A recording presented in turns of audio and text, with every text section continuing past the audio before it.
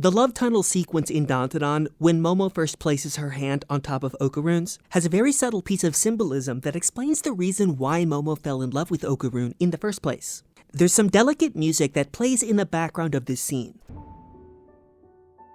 It's a song that has already appeared multiple times throughout the series, starting way back in episode 1, but it's also associated with a certain reoccurring flashback. It plays whenever Momo recalls a memory of how her grandmother used to make her perform a magical protective ritual whenever she went outside, where she would walk around with her hand on her head and her finger pointing to the sky. The boys at Momo's school used to make fun of her for this. And then one day, the boy that Momo liked at the time joined in to point and laugh at her. And that hurt. It made her feel some kind of shame. She began to distance herself from her grandmother because she didn't want to appear weird by association. And that effectively meant suppressing her sincere fascination with spiritual matters. Momo would no longer be participating in Grandma's crazy rituals. And Momo would continue to maintain this sense of shame and distance for many years, right up until the point when she first befriended Okarun. But then Okarun very suddenly transformed Momo's relationship to this shame. Or rather, he made the shame go away completely. Okarun's friendship invited Momo to embrace this weird, freaky part of herself, and their adventures within the occult gave her the opportunity to celebrate her grandmother and brag about her crazy spiritual expertise. And most importantly of all, that was really the reason why Okarun loved Momo. He was amazed at her relationship with her own powers, and at the nobility of her grandmother.